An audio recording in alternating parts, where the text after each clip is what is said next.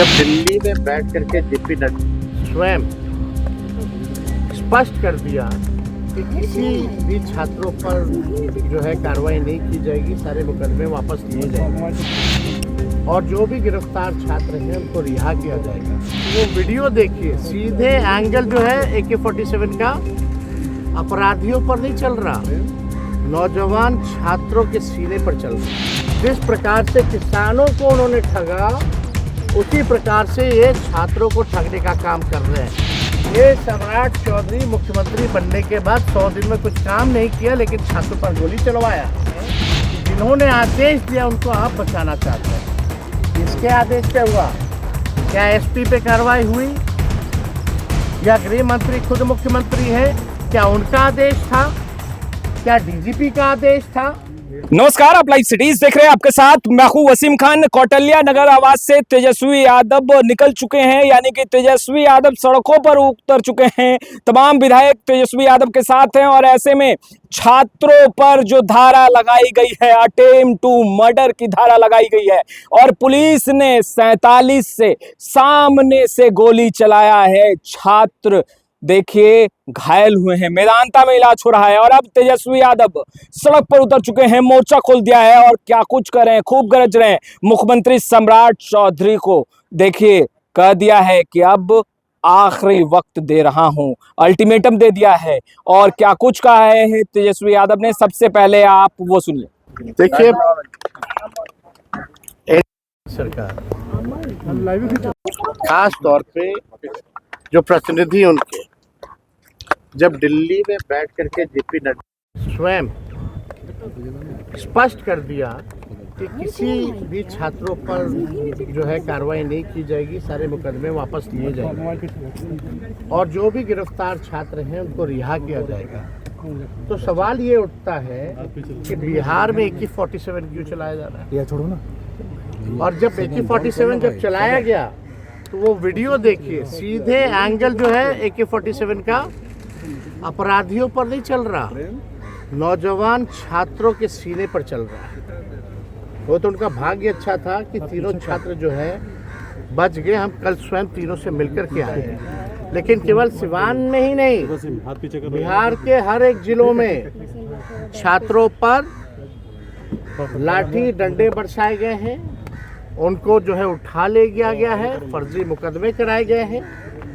तो भाजपा के लोगों का जो वचन था, उन वचन पे ये लोग कायम नहीं हुए। नरेंद्र मोदी अपने जुबान के पक्के नहीं हैं, ये बात साबित हो गया है और नरेंद्र मोदी जी पर कोई व्यक्ति जो है अब विश्वास नहीं करता है। जिस प्रकार से किसानों को उन्होंने ठगा, उसी प्रकार से ये छात्रों को ठगने का काम कर रहे हैं और ये दिखावटी कार्रवाई हम सभी लोगों से पूछना चाहते हैं जो यहाँ उपस्थित हैं, मीडिया के भाइयों। कितने बड़े से बड़े आंदोलन हुए, आज तक किसी भी राज्य में देश के कोई भी पूर्व में, भूत में, वर्तमान में अगर AK-47 अगर चलाया गया हो किसी आंदोलन को रोकने के लिए या भीड़ को कंट्रोल करने के लिए, तो आप हमको बताइए। ये पहली घटना है। ये सम्राट चौधरी मुख्यमंत्री बनने के बाद 100 दिन में कुछ काम नहीं किया, लेकिन छात्रों पर गोली चलवाया और उन छात्रों पर गोली चलवाया जो नीट पेपर लीक के प्रोटेस्ट में आए थे, जो न्याय चाहते थे, जिनकी उम्र 16 साल 17 साल की थी, उन पे इन्होंने गोली चलवाने का काम किया। एक सिपाही को बर्खास्त करके आप ये दिखाते हैं कि जिन्होंने आदेश दिया उनको आप बचाना चाहते हैं। किसके आदेश पे हुआ?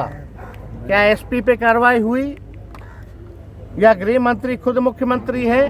क्या उनका आदेश था? क्या DGP का आदेश था?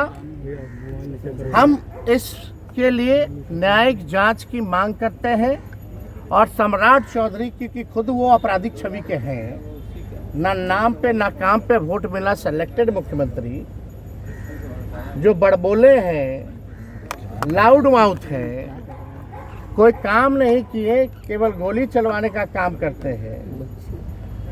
क्या उनकी जवाबदेही नहीं बनती? कि खुद सामने आकर के जो स्थिति है उस पर स्पष्ट वक्तव्य दें, क्योंकि गृह मंत्री हैं वो।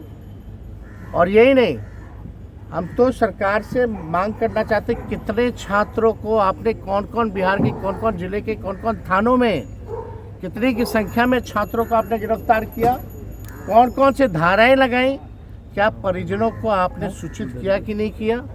आज परिजन परेशान है, कहाँ है मेरा बेटा, कहाँ है मेरी बेटी, लोग परेशान हैं। जो निर्दोष लोग हैं उनको भी उठा लिया जा रहा है रेलवे स्टेशन से, बस स्टैंड से, मार्केटों से।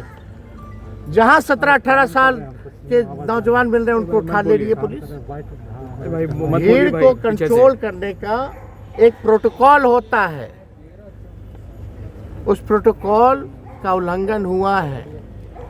और ये गोली जैसा कांड, वो तो किस्मत उन तीनों छात्रों की अच्छी थी कि वो बाल बाल बच गए, लेकिन आज तक देश में ऐसा नहीं हुआ।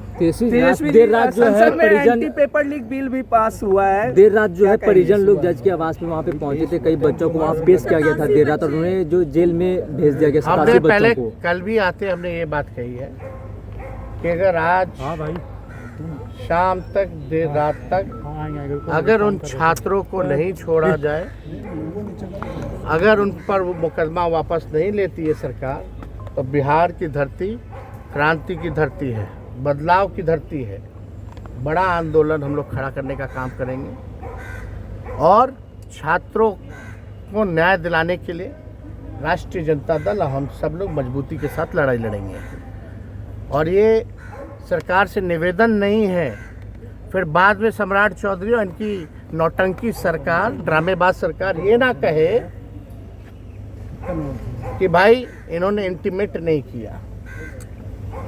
आप लोगों के माध्यम से सीधे सम्राट चौधरी को हम ये बताना चाहते हैं, बड़ी बड़ी बातें ना करें।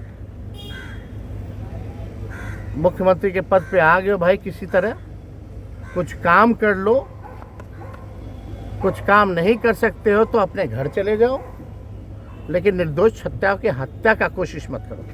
और जिन लोगों ने गोली चलाई, आदेश हुआ है, बताओ छात्रों पे हत्या का मुकदमा लगा रहे हैं, अटेम्प्ट टू मर्डर का मुकदमा लगा रहे हैं। क्या अटेम्प्ट टू मर्डर का मुकदमा जिन छात्रों को गोली लगी है, तीनों को, क्या सम्राट चौधरी उनकी सरकार या अधिकारियों पर नहीं लगने चाहिए?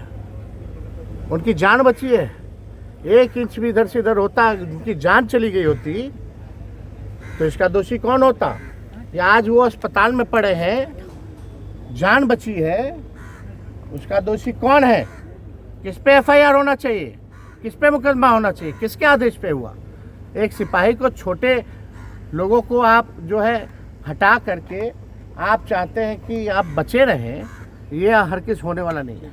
तो आपने सुना तेजस्वी यादव को क्या कुछ कह रहे थे। तेजस्वी यादव ने स्पष्ट रूप से कहा है कि मैं स्पष्ट रूप से कह देता हूं, वरना ये नौटंकी बात जो सरकार है बिहार में, जो सम्राट की सरकार है, बाद में ये ना कहे कि नहीं कहा था। बड़ा आंदोलन होगा छात्रों पर से मुकदमा अगर नहीं हटा तो। और देखिए अब तेजस्वी यादव सड़कों पर उतरने की तैयारी कर रहे हैं। फिलहाल इस वीडियो में इतना ही। आपका बहुत बहुत शुक्रिया।